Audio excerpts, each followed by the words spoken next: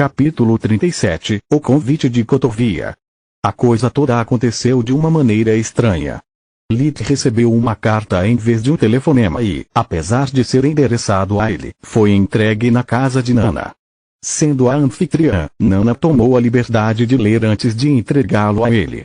Ela estava preocupada apenas com o bem-estar de Lit, claro. A carta dizia em perfeita caligrafia: Caro Lit, mais uma vez obrigado por matar a monstruosa besta mágica. Você serviu no condado de Lústria e merece ser recompensado de acordo.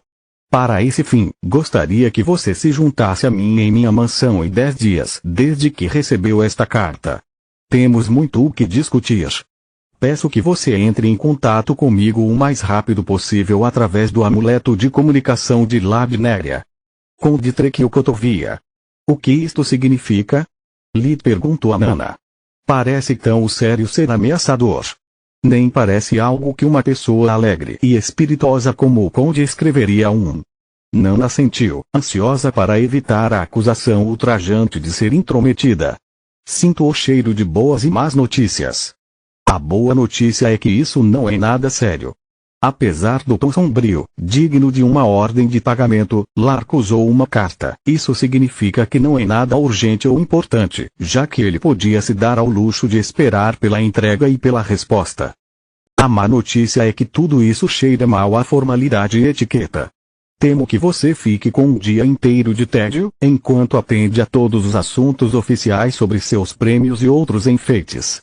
Como eu sempre digo, pequeno diabrete, nenhuma boa ação fica impune. Essa é a minha fala. Lit interiormente gritou. Não apenas você abre minha correspondência, você até rouba meu bordão? Até o seguinte telefonema foi estranho.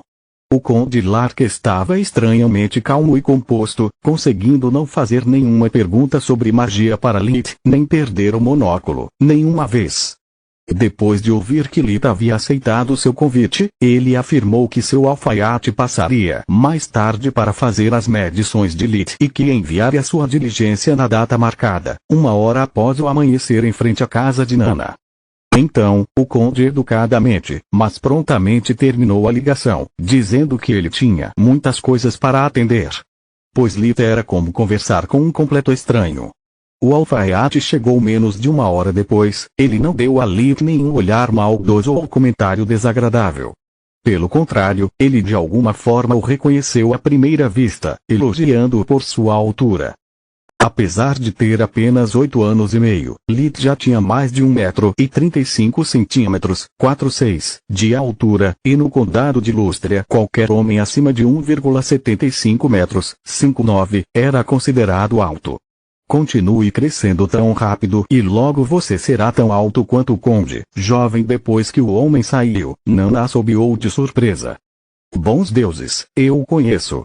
Esse é o alfaiate que prepara pessoalmente os vestidos para a família de Cotovia. É ainda pior do que eu pensava. Essa ocasião deve ser algo realmente grande, como ser convidado para um baile do tamanho de uma festa. Esse é um daqueles raros momentos em que fico feliz por não fazer mais parte da alta sociedade. Prepare-se para longos silêncios embaraçosos, conversas insuportáveis e ser mostrado como algum tipo de animal exótico. Lit passou os 10 dias seguintes em sua rotina habitual. Ficar obcecado com as palavras de Nana era inútil, pois ele já levara essas coisas em consideração quando decidiu estreitar seu relacionamento com o conde. Exceto dançar, é claro. Lit sempre odiava dançar, mesmo na terra, principalmente por causa de seus 2 pés esquerdos. Mas mesmo isso não o preocuparia muito, não havia como ele aprender as danças de coach em tão pouco tempo. Mesmo que ele conseguisse encontrar um livro sobre isso e o adicionasse à Soluspedia, sabendo que não estava fazendo, ele ainda precisaria praticar. Ele só podia sugar e aguentar. Quando chegou o dia predestinado, uma diligência luxuosa parou em frente à casa de Nana. Era todo branco, com a decoração pintada em ouro, puxada por 4 garanhões brancos como a neve. Um criado desceu, curvando-se para Lit antes de lhe dar uma pequena caixa de madeira. Meu senhor, gostaria que você vestisse sua roupa nova, antes de entrar na diligência. Bom senhor, tanto respeito era estupefato por Lit, então ele se curvou sem dizer uma palavra, antes de ir para os aposentos de Nana para trocar de roupa. Ele saiu vestindo calças de veludo azul profundo sobre sapatos de couro duro, uma camisa de seda branca como a neve e um blazer combinando com as calças, com o brasão da família do conde bordado em seu coração. Puta merda. Provavelmente estou usando mais dinheiro do que vale a fazenda da minha família. A julgar pelo curso das ações, acho que Nana estava certa, ele vai me apresentar a alguém e precisa que alguém saiba a quem eu pertenço. Paralita estava sozinho na diligência. Depois de abrir a porta para ele, o manobrista foi sentar ao lado do cocheiro. A viagem durou mais de meia hora, apesar da velocidade notável dos cavalos. Não tendo nada para fazer, Lit passou o tempo todo usando acumulação. Seu núcleo de manaciano profundo ainda não havia mudado nem um pouquinho, definitivamente precisava de mais trabalho. Quando a diligência finalmente parou, Lit olhou pela janela, apenas para descobrir que eles estavam nos portões da propriedade. 2 soldados totalmente armados conversaram com o cocheiro, inspecionando dentro, acima e abaixo da diligência antes de deixá-los passar. Indo a toda velocidade, armado até os dentes, uma checagem completa do cocheiro. Talvez Nana estivesse errada, isso parece mais urgente a cada segundo. Uma vez dentro do portão, e além das altas paredes cinzentas, a diligência diminuiu a velocidade, permitindo que Lit visse a vista completa da mansão. O parque ao redor da mansão se estendia até onde os olhos podiam ver. O ar cheirava a grama cortada, canteiros de flores e arbustos finamente enfeitados adornando os caminhos de paralelepípedos que atravessavam todo o parque. No meio do caminho entre o portão e a mansão, havia uma praça cercada por bancos e, no centro, um enorme pedestal como uma estátua de mármore de alguém que Lit supôs que fosse o primeiro conde Cotovia, ou um ancestral do qual se orgulhavam. A mansão em si era maior do que ele imaginara, estendendo-se por pelo menos 3.000 metros quadrados, divididos em um edifício principal, uma ala esquerda e uma direita, formando um U invertido. Levou quase 5 minutos para chegar à entrada da mansão. Quanto mais ele olhava em volta, mais ele sentia que algo estava errado. Uma das maiores mudanças aconteceu depois que um núcleo de mana de Lit evoluiu para Ciano. Foi que, além de seus 5 sentidos, também seu instinto havia melhorado bastante. Ele foi capaz de sentir os perigos ocultos, como rir, e entender mais facilmente o comportamento e as intenções reais de alguém. Então, ele não sentiu falta de haver muito poucos empregados por perto, e os poucos que ele conseguiu identificar tinham uma expressão tensa. Um mordomo de libré branco e azul profundo o recebeu com um arco profundo. O conde me pediu desculpas por não ter recebido você pessoalmente, Mágico Lit. Sua senhoria também me encarregou de levá-lo a seus aposentos particulares o mais rápido possível, onde ele explicará tudo a você. A cara de pôquer do mordomo era impecável, mas Lit poderia ter cortado a atmosfera com uma faca. Ele seguiu o mordomo até um quarto de porta dupla guardado por 4 soldados. Olhando pelas janelas, Lit pôde ver que havia ainda mais guardas do lado de fora, patrulhando as janelas e as portas de vidro que levavam ao parque. Lá dentro, ele encontrou o conde passeando nervosamente, 2 jovens sentados em poltronas, e ambos estavam mostrando sinais de ansiedade, ou batendo os pés de mexer nos cabelos. O conde Lark não mudou muito desde a última vez em que o vira pessoalmente.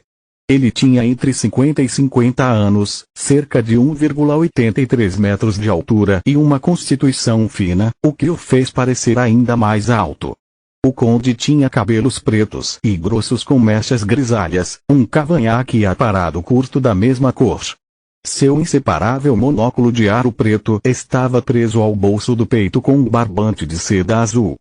Assim que viu Lit, seu comportamento sombrio voltou a ser preenchido com entusiasmo. Bons deuses, Lit, você finalmente chegou. O conde apertou sua mão com tanto vigor que Lit pensou que estava tentando esmagá-la. Mas onde estão minhas maneiras? Permita-me apresentar-lhe meus amados filhos. Os 2 jovens se levantaram e estenderam as mãos em turnos. Este é o meu terceiro filho, Jadon. Ele também é o próximo da fila a se tornar o próximo Conde Lark. Espero que isso aconteça daqui a muitos anos. Lita apertou sua mão.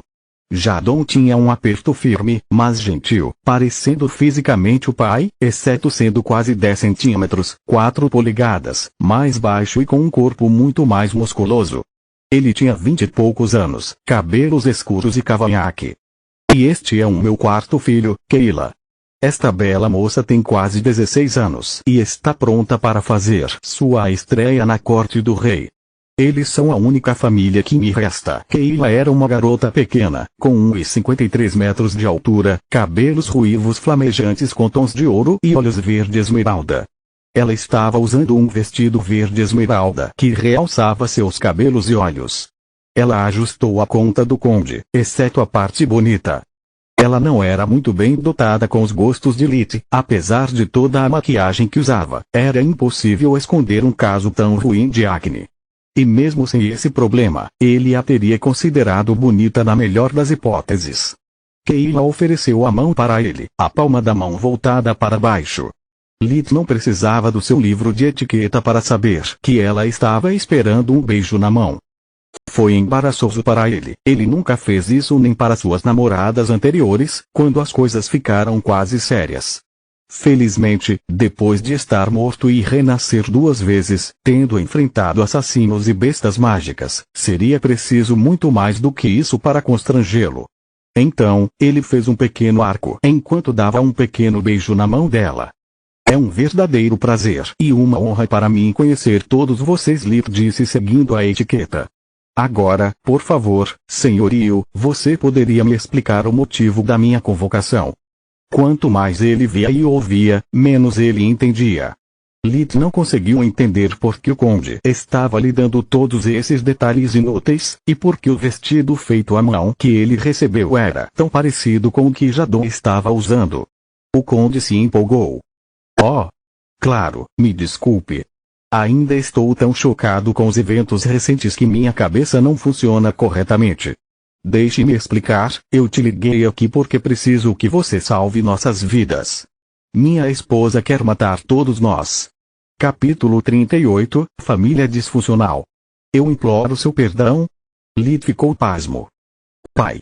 Quantas vezes eu lhe disse para começar a explicar as coisas desde o começo, não o fim? Keila revirou os olhos. Sim, minha querida. Veja, quando eu tinha a idade de Jadon, me casei. Foi um casamento arranjado, com o objetivo de unir os recursos das famílias Lark e Gishaw, que naquela época estavam em apuros, para livrar-se das dívidas insanas que nossos pais pródigos nos deixaram. O lado financeiro dos negócios foi um sucesso. Entre nossas anuidades combinadas e com a venda de alguns dos ativos residuais, pude ter capital suficiente para investir nos negócios certos. Para encurtar a história, nossas famílias passaram de quase falidas a serem novamente 2 das mais ricas do ducado. E foi aí que tudo se desfez entre nós. Minha esposa, Cora, nunca foi gentil ou amável comigo, éramos apenas parceiros de negócios. Nunca compartilhamos um interesse ou ideal comum, mas até recuperarmos o dinheiro, pelo menos ele era suportável. Após esse ponto, nosso casamento foi apenas para mostrar e, além de quando ela me pediu para cumprir meus deveres conjugais, não tivemos intimidade. Afinal, eu tenho 4 filhos dela e até os testei com a ressonância sanguínea para ter certeza de que eles eram realmente meus. Eu posso ser um pouco irracional, mas não sou tão ingênuo. Jadon e Keila ficaram vermelhos, até os ouvidos. Pai. Muita informação. Fique com os fatos, por favor. Essa situação já é embaraçosa, não adicione óleo ao fogo, Jadon disse, mas o conde era inflexível. Para poder nos ajudar, Lite precisa entender que tipo de mulher estamos enfrentando, ou você quer subestimar sua mãe novamente? Com essas palavras, Jadon abaixou os olhos e sentou-se novamente. Lita estava realmente interessado na magia da ressonância sanguínea, mas ele manteve a pergunta para mais tarde. As coisas já estavam confusas o suficiente. Onde eu estava? Ah, sim. Logo depois que nossas famílias se levantaram, Koya logo ficou inquieta. Ela estava obcecada por termos mais títulos, mais anuidades, mais terras. A tal ponto que ela participou dos jogos e intrigas de poder da corte, tentando fazer aliados para enfraquecer nossos vizinhos e tomar posse de suas terras. Mas depois de trabalhar duro por mais de 20 anos, fiquei contente com o que tinha. 4 filhos lindos, uma casa rica e próspera, um condado próspero. Eu só queria desacelerar as coisas e aproveitar a vida que havia construído, enquanto expandia meu poder e influência por meio de um trabalho honesto e árduo, em vez de esquemas secretos. É claro que ela estava furiosa, todas as suas conspirações eram inúteis sem o meu consentimento. Afinal, eu não era casada com a família dela, ela era casada com a minha. E sendo aquele que fez todo o trabalho, mantive a maior parte dos lucros. Nesse ponto, de alguma forma, nossa discussão constante e despeito mútuo começaram a afetar meus primogênitos. Não sei se isso aconteceu porque eles nasceram quando eu ainda estava muito ocupado para prestar o cuidado e a atenção adequados, ou se eles conseguiram mais do lado de sua mãe do que do meu. Somente os deuses sabem. Meu filho mais velho, Laurent, começou a tomar por certo seu status de sucessor, negligenciando seus deveres e fazendo nada além de beber, jogar e perseguir saias. Meu segundo filho, Lika, sempre foi uma criança problemática. Ela nunca se contentou com o que tinha, sempre querendo mais brinquedos, mais vestidos, mais joias. Nada foi suficiente para ela. Enquanto minhas brigas constantes com sua mãe continuam, ela ficou com raiva de tudo e de todos, lançando ataques de raiva pelas pequenas coisas. Ela começou a bater nos criados quase diariamente, perdia conta de quantos fugiram desta casa por causa dela. Entre Lika e Laurent, era como se houvesse uma competição sobre quem me faria gastar mensalmente mais dinheiro, tentando encobrir seus crimes e compensar suas vítimas. Tentei enviar Laurent para todas as academias militares que pude encontrar, esperando que alguma disciplina o endireitasse, mas ele sempre conseguia receber alta desonrosamente em alguns meses, se não semanas. Meu último recurso foi dar a ele a posição de responsabilidade na casa, mas ele não compareceu nem apareceu bêbado. Mas quando descobri que ele havia começado não apenas a enganar donzelas com promessas de casamento, mas também a aceitá-las à força, decidi que bastava. Eu o repudiei publicamente, tirando seus títulos e anuidades, deixando o dinheiro suficiente para viver uma vida honesta, se ele deixasse de jogar, é claro. Eu também disse a ele que na próxima vez que ele profanasse uma garota, ele seria julgado como qualquer outro patife e pagaria por isso. Com essas palavras, Lee pensou em ir pau pela primeira vez em mais de 3 anos. Que um idiota deveria ficar fora por pelo menos mais alguns anos. Talvez se eu decidir participar desse episódio de Game of Spades e sobrevivermos, eu posso ter o traço do Conde e eliminá-lo para mim. Isso seria bom. Eu odeio pontas soltas. Após uma pequena pausa para um copo de água, o Conde Lark continuou sua história. Minha esposa ficou indignada, pois os crimes de Laurent eram apenas brincadeiras de menino que devemos tolerar e perdoar. Mas era na casa de Lark que ele estava arrastando para a lama, ele estava jogando fora meu dinheiro com apostas e agiotas.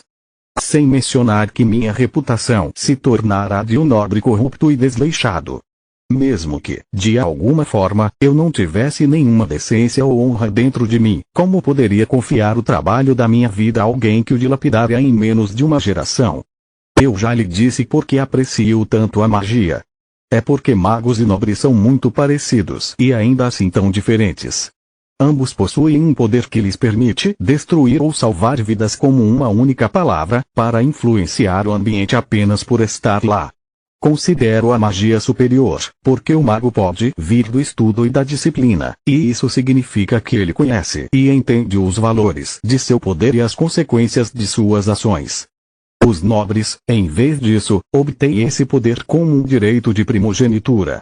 Eles tomam isso como garantido, e alguns vivem a vida inteira, considerando perfeitamente natural que sejam superiores, uma existência superior. É por isso que muitos de nós acabamos abusando de nosso status e autoridade. Mas eu discordo. Depois de expulsar Laurent da família, Koya não quis ouvir a razão, nem Lika. Ela realmente amava o irmão e, depois que ele foi expulso, ficou ainda mais brava e violenta. Os olhos do conde ficaram lacrimejantes. Ele teve que remover o monóculo para esfregá-los com um lenço. Você já ouviu falar de todas essas histórias sobre nobres matando e mutilando plebeus por razões triviais? Bem, ela acabou sendo a personificação viva de todas essas histórias, e quando eu descobri o que ela havia feito, a contagem de corpos já era superior a 1 dúzia. Eu não tinha escolha a não ser negá-la também, implorando misericórdia ao rei e perdendo muitos dos meus méritos acumulados no processo. Apesar de tudo, ela ainda é minha filha. Minha esposa foi levada à beira da loucura, dizendo que tudo era minha culpa, e então ela saiu de casa para sempre, retornando aos guichaos. No começo, pensei que se separar lhe permitiria recuperar os sentidos e voltar. Depois de um tempo, porém, eu realmente gostei da paz e do sossego, e esperava que ela nunca voltasse. Mas então eu descobri que ela havia trazido consigo nossos filhos renegados, violando minha confiança com uma flagrante exibição da lei do rei. Nesse momento, solicitei a anulação do casamento. Caso contrário, após a minha morte, ela poderia reintegrá-los como membros da família, se não mesmo como herdeiros do condado. O processo de anulação levaria um tempo, mas eu estava certo de ter resolvido o assunto.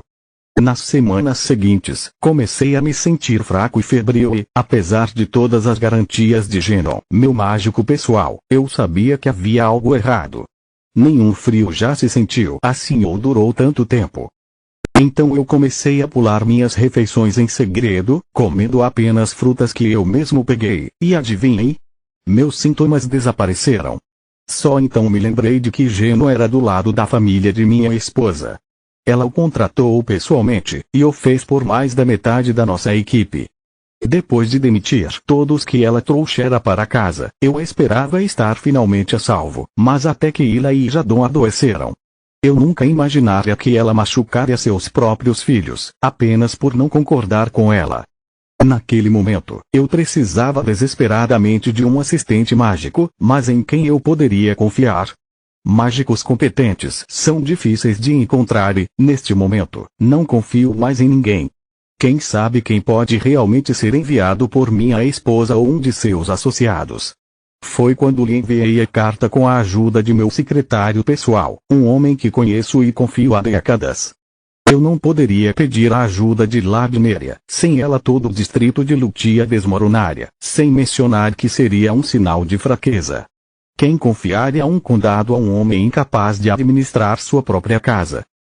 Nana mais de uma vez me garantiu que suas habilidades de cura estão em pé de igualdade com as dela e, tendo matado uma fera mágica, estou bastante confiante de que você já é mais competente que Genon, que se formou em uma academia menor apenas graças ao dinheiro de seu pai. Lid fechou os olhos, tentando assimilar toda essa informação de uma vez para decidir seu próximo curso de ação. Merda! Estou em um beco sem saída, ele pensou. Se eu disser não ele sobreviver, perderei tudo o que construí até agora. Se eu recusar e ele morrer, não apenas todos os meus esforços para transformá-lo em meu patrocinador serão inúteis, mas esta aspirante a ser-se me parece uma pessoa que, depois de se livrar do marido, limpará todos os vestígios de sua existência, e que me inclui. A menos que seja surda, cega e burra, ela certamente saberá quanto o conde investiu em mim. Isso coloca toda a minha família em perigo. E eu definitivamente não quero que esse Laurent chegue perto da minha mãe e irmãs.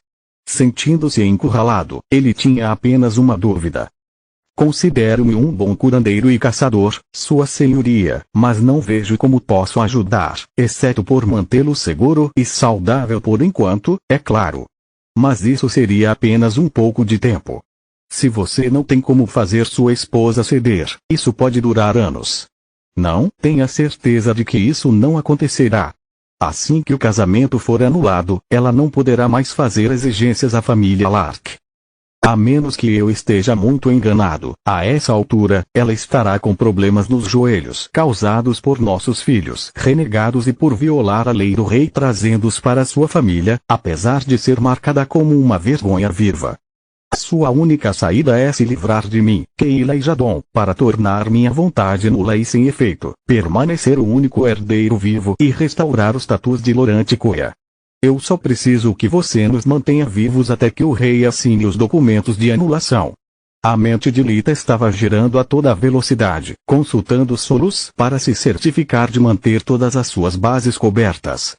Isso pode ser feito. Mas tenho algumas exigências com as quais gostaria que Sua Senhoria concordasse antes de aceitar. Pela expressão deles, ficou claro que eles não esperavam tal pedido, mas o conde assentiu sem hesitar. Para poder protegê-lo, eu preciso me mudar para dentro de sua casa até que o problema seja resolvido, certo? Mas é claro! É por isso que você veste as cores e o brasão da família. Essa roupa o identifica com um de meus assessores pessoais, sendo o segundo em autoridade apenas para mim e meus filhos. É bom saber, pensou Lit. Isso explica porque eu e Jadon temos roupas quase iguais, e estou profundamente honrado por isso, mas se eu concordar em ajudá-lo, sua esposa também pode atacar minha família em retaliação.